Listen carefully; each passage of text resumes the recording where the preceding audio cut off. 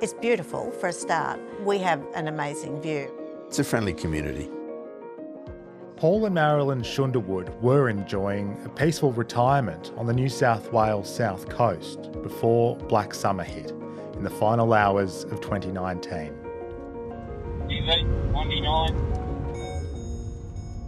The couple escaped in time, but their house did not survive. We couldn't rebuild what we had. We were probably about $400,000 underinsured, and we thought we were well insured. Yeah. This all has to still be paved. 2 years on, the Shunderwoods' new home is nearly finished. Their rebuild has been one of the quicker ones, in a village where about 90 homes were destroyed and 3 people died. I'd like it to be finished. I'd like the house to be finished so that we can just sit back and relax. And recycled all our retaining wall blocks. They both think the fires, which burned whole swathes of the south coast, will play a role when locals go to vote.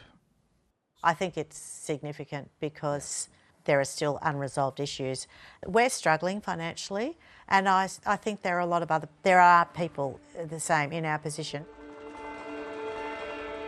The coastal electorate of Gilmore is dotted with tourist towns that are slowly starting to feel normal again after fires followed by COVID. The seat, south of Wollongong, stretches almost 200 kilometres, from its big population centres of Nowra and Kiama to Bateman's Bay and Moruya in the south.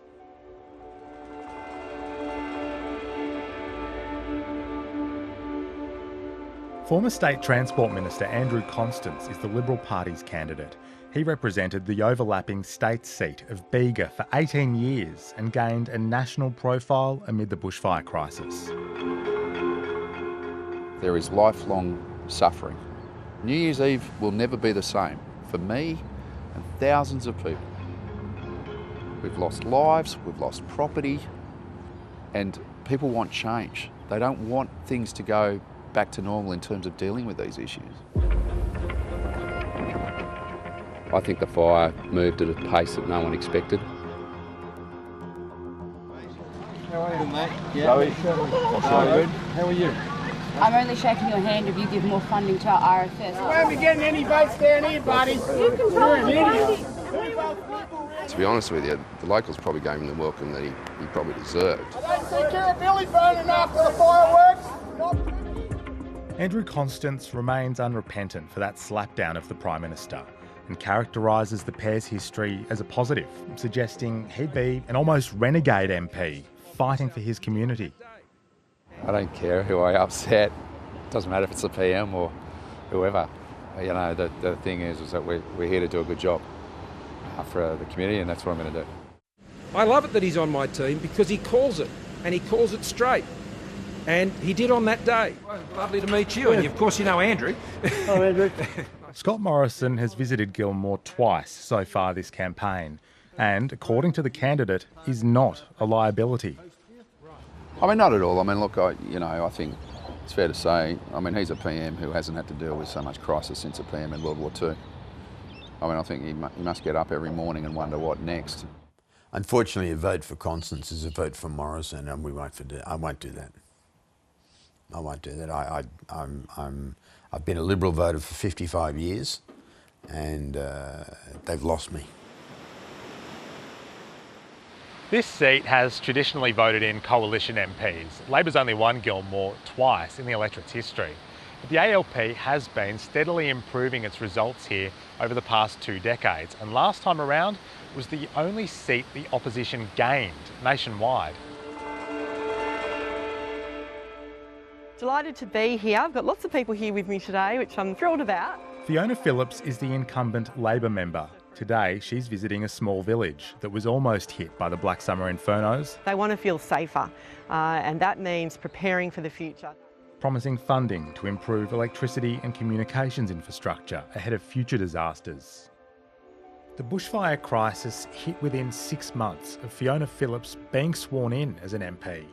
Do you think that experience so early on has shaped the way that you've then gone about being an MP? Yeah, definitely. And look, if you'd asked me if I would be talking about fireproof power poles or evacuation centres and things like that, and I definitely wouldn't have been like that before.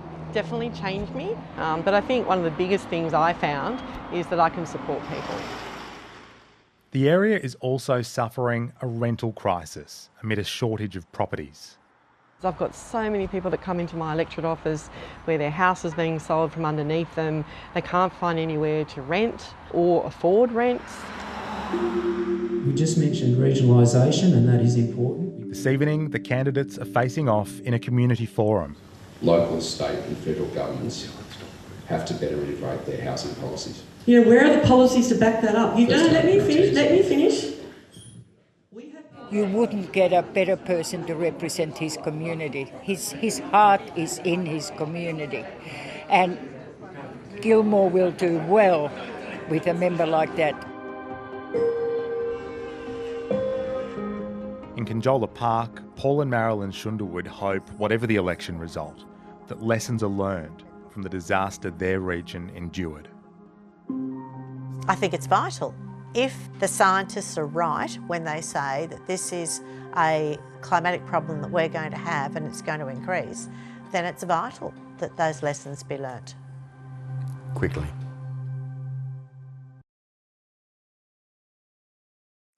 Hi, I'm Lee Sales. Thanks for watching this story. If you'd like to watch more of 730's stories, they are on the left of your screen. And tap on the button below to subscribe and get the latest from ABC News.